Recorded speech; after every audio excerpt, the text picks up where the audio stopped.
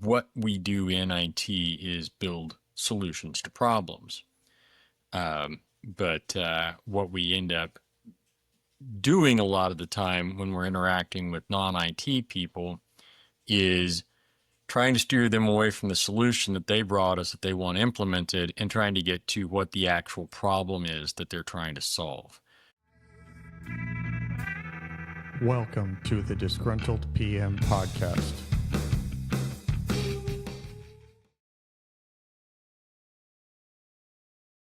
Welcome, everybody. I am Trevor, the Disgruntled PM. And with me, I am joined by my esteemed guest, Joshua Bradshaw. Now, Josh and I have a very interesting relationship because we've worked together, we're good friends, and I kind of hate the man because he introduced me to 3D printing. So, other than that, Josh, why don't you introduce yourself to our audience? All right. Well, as man says, my name is Joshua Bradshaw. I'm a longtime IT guy. Started help desk, went up through system admin, got into digital security and GRC, and yeah, so I've worn a lot of those different hats. Outside of IT, I've held a lot of different positions in a lot of different industries. Drove a forklift, worked as a technical writer, market analysis. I mean, I'm like I said, I've worn a lot of hats. And currently, I am employed by an architectural firm and I'm working in the IT department, not an architect. Although I do go by the title solutions architect, which I feel is better than a lot of the other potentially more common IT titles, because what we do in IT is build solutions to problems. But what we end up doing a lot of the time when we're interacting with non-IT people is trying to steer them away from the solution that they brought us that they want implemented and trying to get to what the actual problem is that they're trying to solve. Because usually the person who is building your solution is better at finding out whether or not it is a solution to your problem than you are. Particularly, well, at least when it comes to IT, where it's like, you know, all the tools, all the knowledge for building IT solutions is, well, maybe not all of it, but there's a great deal more of it on the IT side of the fence than there is on the, you know, architect or business guy or whatever, you know, on that side of the fence. Yeah, they do their stuff. I can't do that. I do my stuff. They can't do that. All right, so let's go with a softball question to start. Okay. Now, I'm a project manager. A lot of my audience is project managers, and we hear these terms: solutions architect, developer. You know, what would you define a solutions architect as that differentiates that from any of the other job titles around? So a lot of it comes down to the kind of person that picks that as a title. Usually if somebody is called a solutions architect, that isn't something that was foisted upon them by, you know, corporate structure. I requested that title and I got it. Part of it was a little bit to kind of thumb my nose at the real architects in the building, you know, to kind of make them a little uncomfortable. But nah, it's all in good fun. But Is there a little George Costanza in there for you? yeah, it could be, yeah. But the big thing is that when somebody goes for the title solutions architect, what they're passionate about is building those solutions. It's like, I like to be given a problem and then find the right solution for it. And then it's like the three-way thing of good, cheap, and fast. Pick two. Like, it depends on the environment, you know, the materials at hand, resources, money, all that kind of stuff. What the best solution to any problem might be is there's almost never one size fits all. And that's the fun of it for somebody who's looking for a solutions architect title. That's usually their drive is they genuinely enjoy solving problems, usually in a technological and geeky way. And so that's what they want, is they want people to see them as the solution to the problem, not the guy that goes with a wrench and just installs the widget that you hand them. So that sounds a lot like a project manager, but it's not, because I understand, because in working with you, I know you dislike project managers. Yes, yes. It's like a project manager, and it's very laser focused. You know, and you've got a very specific set of tools, a very specific, approach to things, and you also have a very specific fenced in area where you're expected to operate. It's like I don't get into marketing. I don't want to deal with finance. I don't want to work in business development, but I want to have anything that has to do with the iron, the physical computers, the cloud systems, anything like that. Um, Please don't do anything that involves those without coming to the IT people, because what you don't know, and it can cause a lot of problems. So that leads into conversation we had numerous times previously at our old job. Why do IT managers and IT leaders default to no when you ask them a question? Well, I mean, it depends on the culture. I mean, there are absolutely the IT people who default to yes, and a lot of times those are the ones that kind of came in through a higher ed business development kind of thing, and so they're more the business people that specialized in managing IT. They don't, like, you hand them a broken computer, they just hand it to the next guy. They don't know what they're doing. And they like to say yes because it makes them popular in the meetings. Um, for IT, everything new becomes a complication. So somebody says, "Hey, we found this new piece of software that we wanna use." Default answer is no. You need to make a case for why it's necessary, because I mean, if I've got 100 pieces of software on my plate as a system admin, um, I have to watch all of those. I have to be, if there's a big vulnerability that comes out and we have to patch, I need to know that, that moment, if possible, as soon as possible, so that I can patch in time. Particularly if you have any kind of compliance requirements like HIPAA or PCI, I think is the credit card one. I don't deal with that one. Yeah.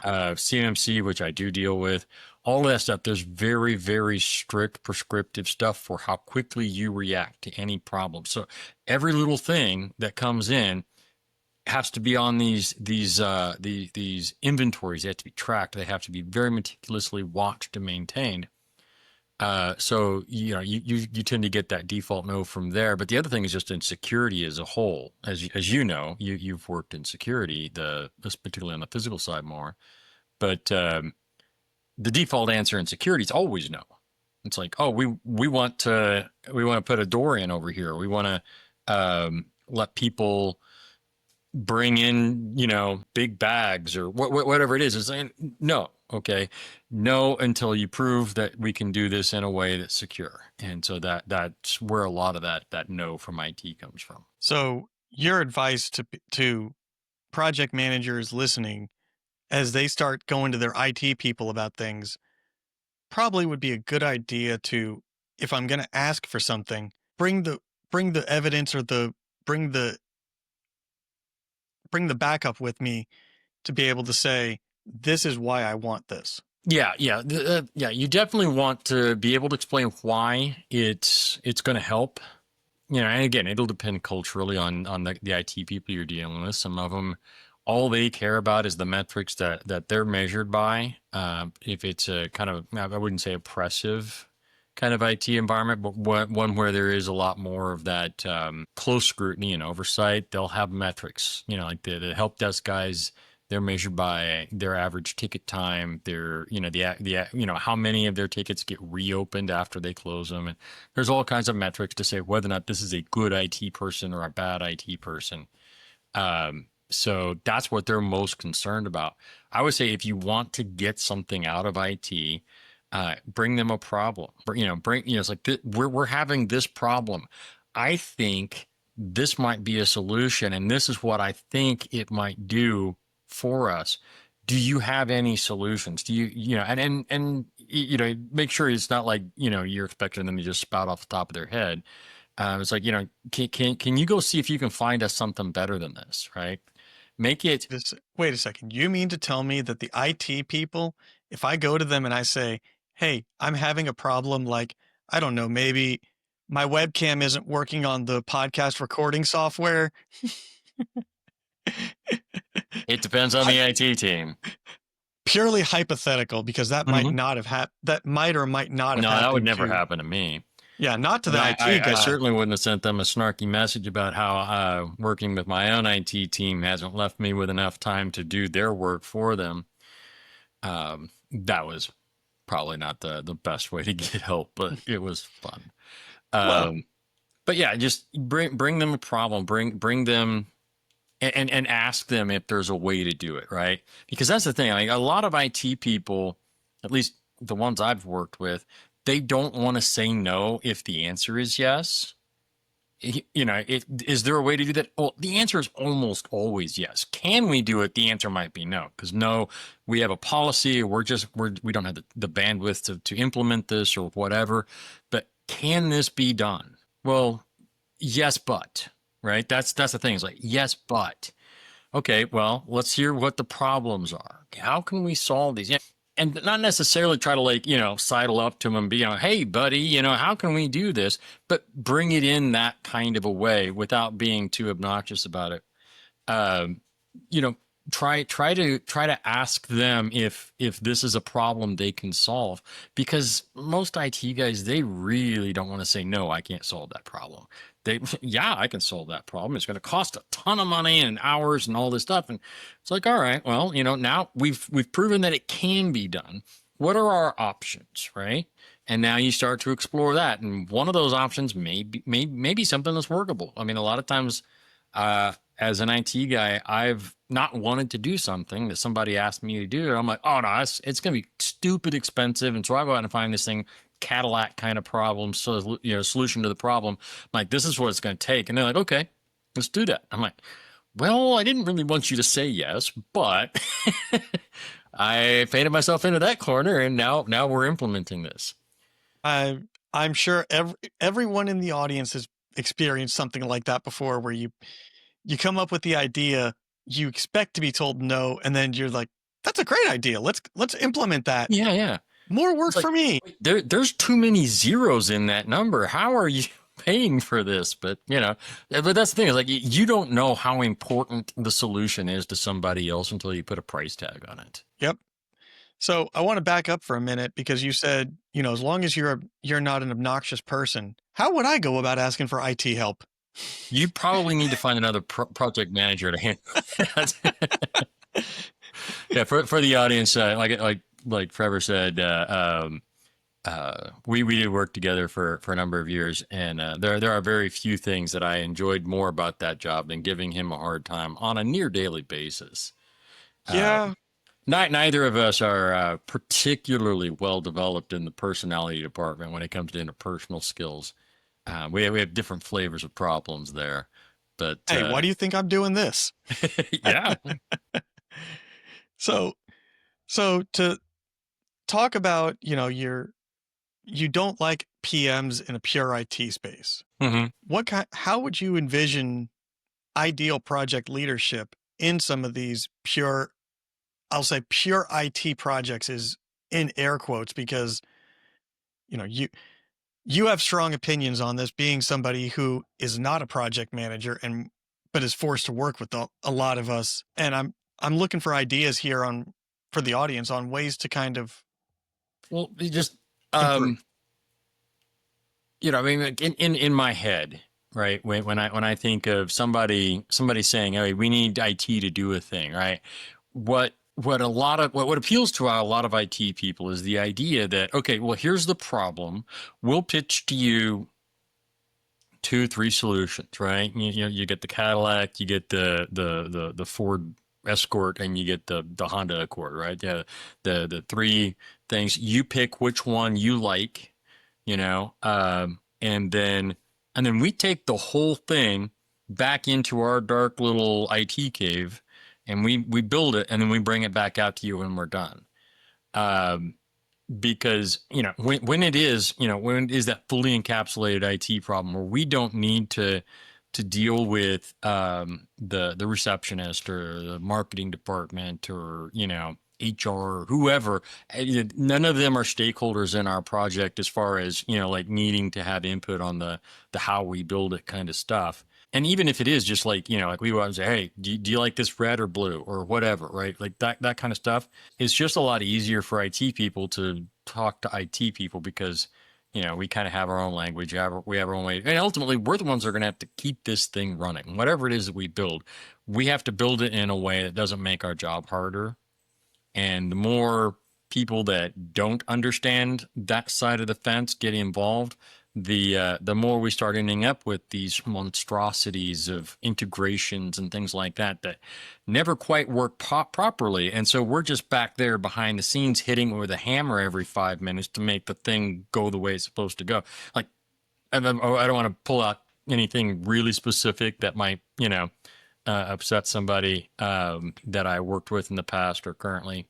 But like there are plenty of times in IT where there's supposed to be an integration that makes a thing, when a user clicks a button, a thing happens behind the scenes and nobody has to touch anything, but it doesn't work. And for whatever reason now, the IT department is getting this email and then they have to go in and create a folder and then that's done, right? Boom. It's not a big deal, but it's just that's not automated anymore. That's now something that IT has to do all the time to keep this whole project running.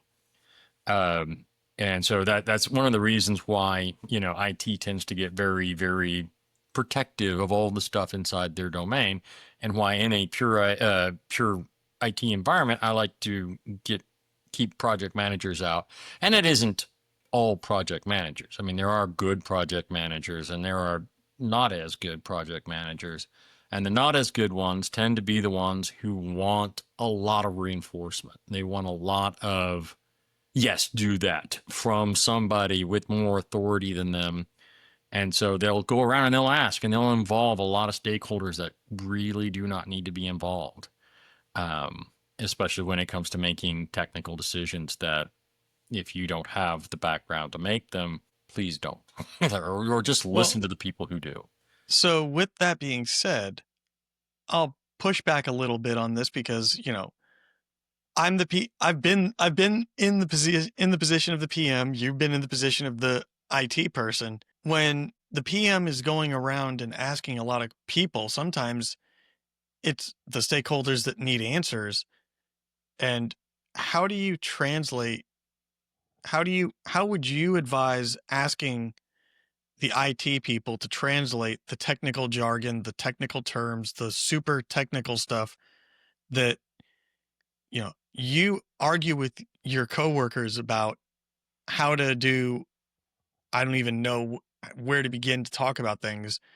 And then someone like me comes up to you and says, "Hey Josh, how's that network coming?" And you just start laughing because you're like, "We're not even touching a network." Yeah. I mean, it's just so you have to work with the resources that are available. Hopefully, your IT team has at least one person or more who've learned to kind of translate between the technical jargon and the business jargon. And like I fill that role in a lot of places where I've worked. My translation skills aren't flawless, but they're pretty well developed. And like I use a lot of analogies to explain. Okay, so this is what it's kind of like, and I find out enough about the people. I was like, all right, do you know cars? Do you know? I mean, what can I use as an analogy to kind of explain how this is going to work? Um, and so yeah, the big thing is just a good PM knows how far to get into something if you just need information to pass along, that's fine. You don't need to come in and step all over my stuff and drag this part around because the wires are hanging out of it, or just like you aren't going to get in and mess up my stuff, right? You're not gonna come in and say, oh, we have to do it this particular way, which is a dumb thing because it's going to complicate our entire installation or whatever. Um, you're not going to come in and just have the people who don't understand what's going on make decisions about technical stuff that is just Let, purely technical stuff. let's clarify and say you shouldn't. Yeah, yeah. You shouldn't. Well, I mean, I know you. I know Yeah. you're not as likely to dig into that because I mean, you have other things to do, and you're going to put your time in where it matters. And frankly, Um, I'm not that smart. yeah. Well, I mean, that's the thing. Like you know what you know, and you know what you don't know, and you either trust the people you're working with or you don't. If your IT team isn't good, well, that doesn't bode well for the project as a whole. Anyway, you need to fix that problem, not try to tell them what to do. Right? Well, and that leads into a really good kind of point is knowing what understanding what you know and what you're good at is critical to project success on all sides because I've seen projects where they say, "Oh, the senior most IT person is running it. He's the project manager." And I look at what's going on and I just look at it as a PM and go, "Well, this is bubblegum and duct tape together. How are you running this?" A lot of it is, at least within IT teams, if it's a good team, they've got good synergy and all that stuff. People know what everybody else knows. We've got a really great networking guy. We've got a really great system admin. We've got whatever, and so we just kind of go, okay, so this is the project that we're working on. And so these are the networking things. So Steve does that, and this is the system admin stuff. So John does that, and boom, boom, boom, and it just we don't really get into the PM stuff. Although it's kind of happening. It's that kind of seat of the pants type of deal, and that's why I'm saying pure IT stuff where it is like we're not reaching out into other departments. There aren't a lot of cats to herd because we're all nerds. There's no cats. It's all just, a bunch of geeks who are doing the stuff that they like doing, or that they're at least very good at doing. And things just tend to get done. I mean, that's been my experience with working on pure IT projects is there doesn't tend to be just a lot of scope creep and that kind of stuff because everybody's like, I got my part done, and it tends to go. And what would you consider a pure IT project? Well, like you're implementing a new VoIP phone system, or um, um, changing a server stack out to a new set of equipment, things like that. They're fairly complex projects, but it ends up being something that tends to be fully within the scope of two or three people in the IT department. And the only time you tend to need more than that many people for most IT projects is if the company itself is so large that the project itself requires like five people doing the same thing for a period of time to get all of it done in time. Okay. And we've joked about this, and I know you have a beef against, you know, highly trained PMs, especially ones that are Six Sigma certified. You, What you never know who they are because they certainly never tell you. are you trying to say that Six Sigma is like CrossFit? Just a little, yeah.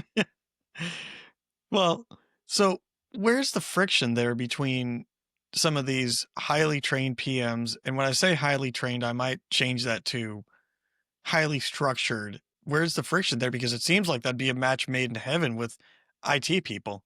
Well, the biggest issue, honestly, with them is that well, there's two things, and I've only seen one of them, and that is that there aren't enough of them. Of what?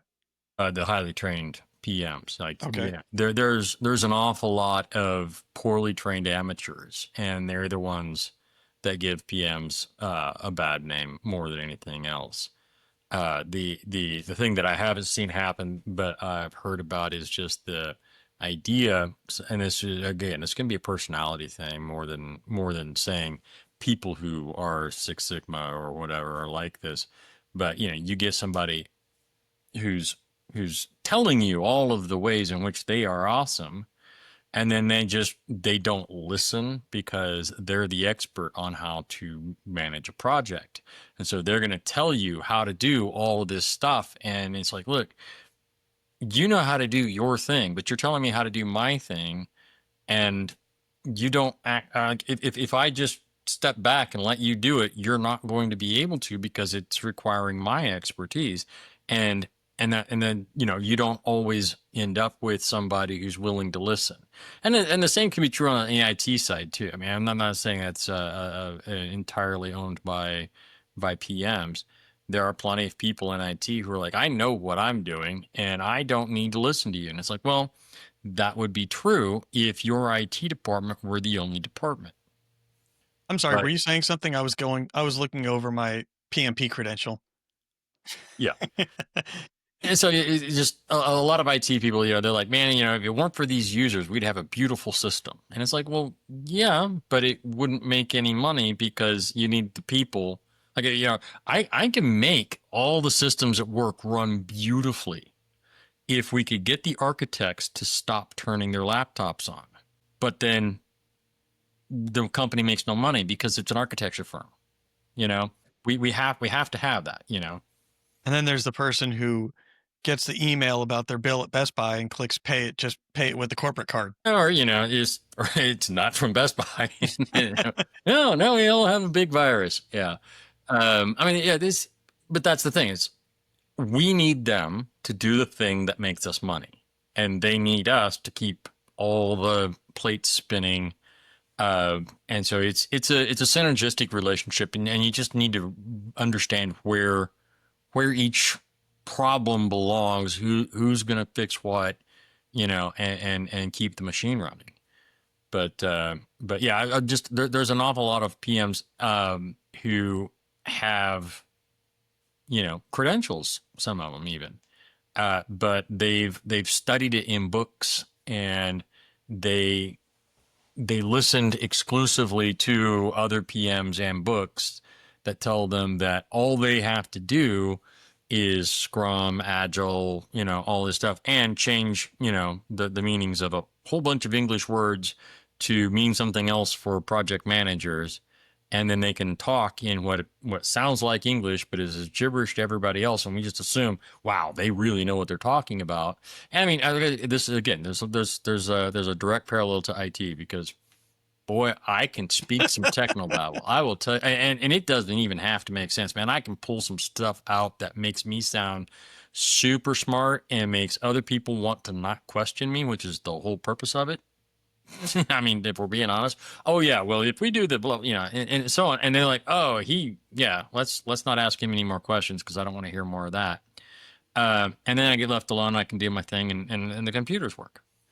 Yeah, Uh, but it's uh, it's but a yeah, lot like you get that from the PMs, and it's like you're coming in, you're stepping all over my stuff. You're telling me we have to do stuff in a way that I don't want to do it. And what is it you do here? Just that kind of a relationship. And I think just a lot of people who aren't PMs come across a lot of PMs like that. And that's the thing. It's like every time I hear, oh, somebody's a project manager, I'm like, all right, well, let's see which kind you are. and which kind am I? You're annoying, but only in your own way. Not related to you being a PM, but hey, I would say you're a really good PM. I'm not gonna recommend people on LinkedIn as I have for you. If I don't believe in them because I don't want that coming back to bite me in the ass. But hey, you recommended this guy and he sucked. That's not something I do. Yeah, well, But yeah, I mean, you heard cats with the best of them, and I would not mind having you manage a project that I'm working. Kind of just real tangentially on that. So like I mentioned before, I work in CMMC, which is the cybersecurity maturity model certification. It's what every company in the defense industrial base has to adhere to in order to take contracts from currently Department of Defense, but soon the entire federal government. So it's one of those things like you have to have controlled secure spaces, and you have to, use FIPS validated encryption, and, all the rules for how to keep your computer secure so that you don't just leak government data. Um, there is, that is an incredibly complicated thing. It's 110 controls, 320 assessment points. It is crazy, crazy complicated. And it's about 30 to 35% IT work. It's What's the always rest of given it? to IT. It's always given to IT to do it all. And we can't. We just can't do it. You have to get buy-in from everybody. Most critically, this is a project that will take you 18 months or more to complete if you don't organize it properly. And almost nobody organizes it properly. If you're watching this and you're a PM and you're thinking, man, I really need some kind of a extra feather in my cap or something like that, I would recommend strongly looking into getting certified by the Cyber AV, which is the accrediting body that's been appointed to do this. They have like RP, registered practitioner would be a good place to start. It's really easy as far as the other certifications go. It's much easier. But getting a good idea on that, I think that's going to be a big thing for PMs in general. It's going to be something where you can say, hey, I can do something that other PMs can't do as well. I understand how CMMC works. I know how to organize this. I can get it done. There's going to be a lot of companies in the DIB scrambling to get these certifications done in time, especially once CMMC gets pushed across the entire federal government and not just Department of Defense. So, and I need a project manager.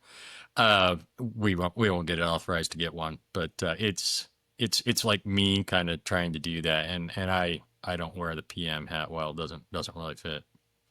Yeah, it would on you. So, working with you, I know you have some interesting quirks. It's a nice way of putting it. Well, most notably, the one that my wife really enjoys hearing about, which is your cats. Yeah, yeah.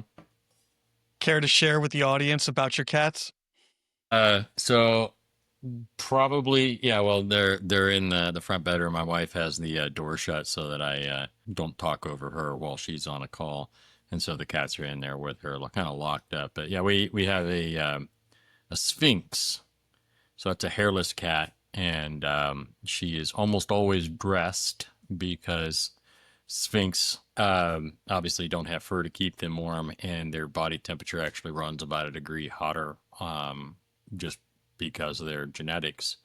So they are, we like to call her a little heat goblin because she will just, find the best source of heat in the house and just get right up on it. So most of the time when I'm on something like this, she will seek out me and attention at the same time and jump up into my lap, and so people, it's what's really fun though is a lot of times she jumps in my lap and she's below frame, and all Mm-hmm. you get is like suddenly like this giant rat tail come across, and because it looks like a rat's tail. There's no fur on it, but it just comes across, and people are like, what is that? And then I pull the cat up, and she's wearing a dress or a hoodie or whatever it is, And and then they ask you again, what is yeah, that? what is Because that? Yeah.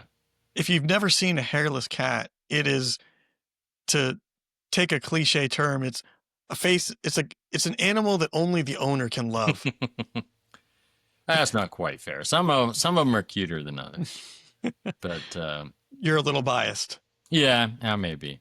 Yeah, I might get you some like a stock footage or something that you can, or like a picture of her you could pop up in the screen to show what I, this one looks like.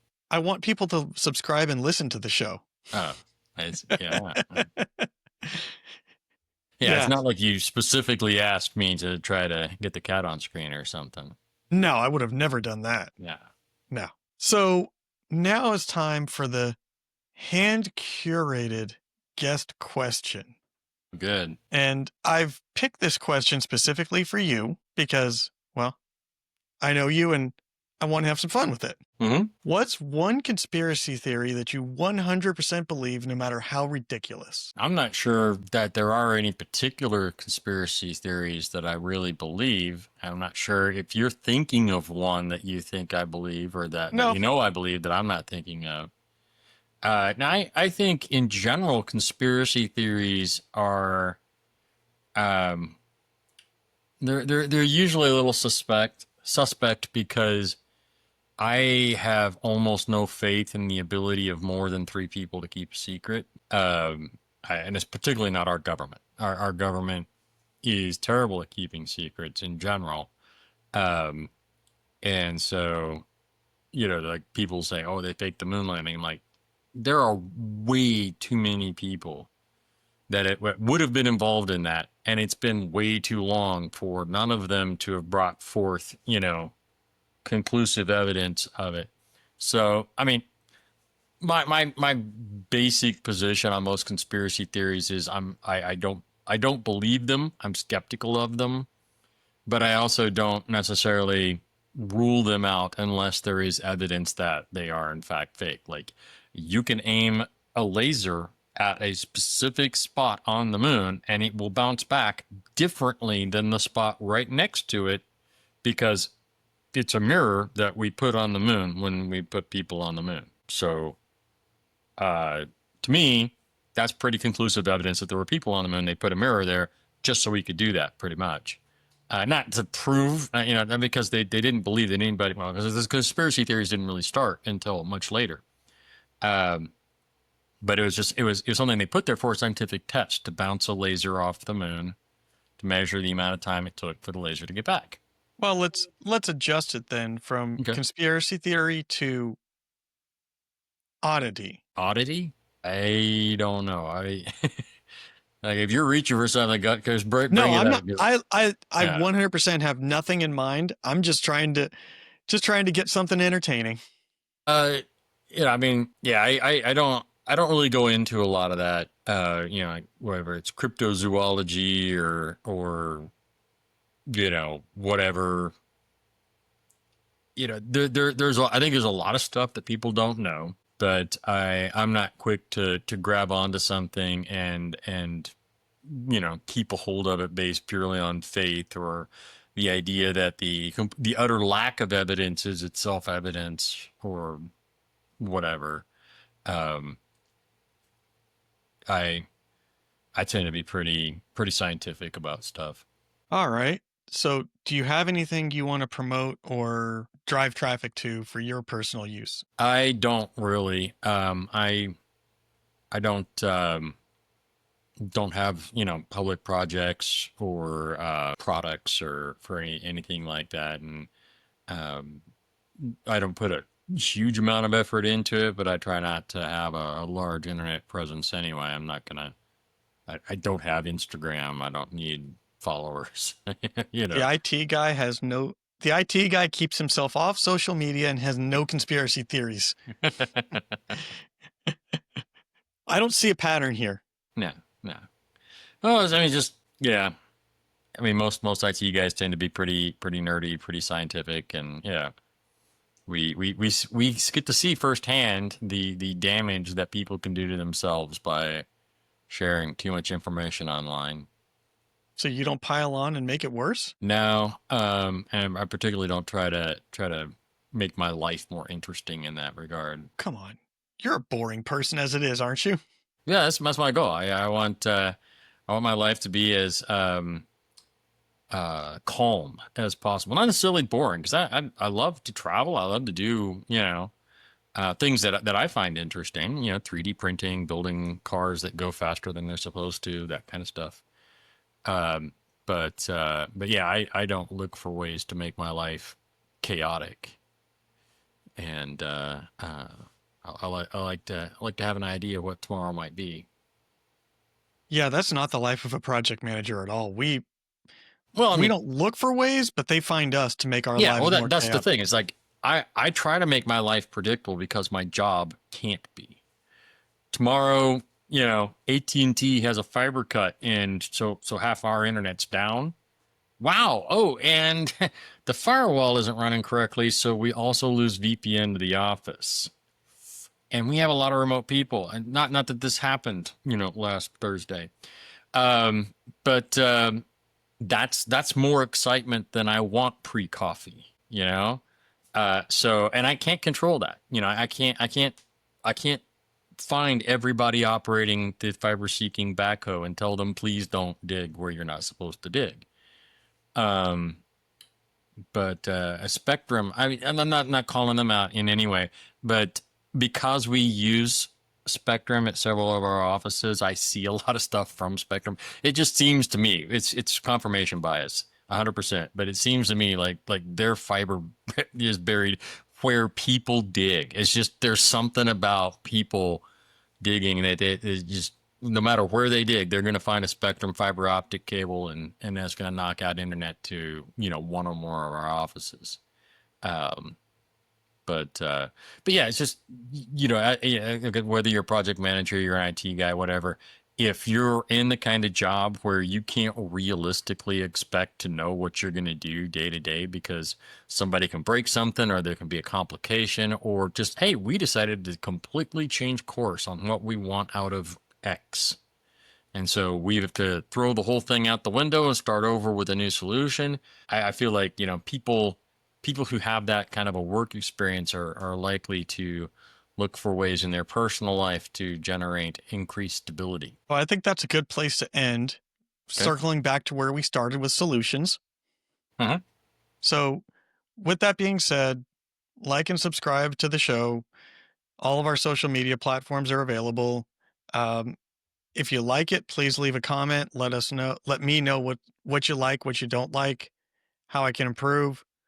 And I'll end it as I did before with may all your deliverables be on time, your budget's in the black, and your scope not creeping. I'm still Trevor, and I'm still the disgruntled PM.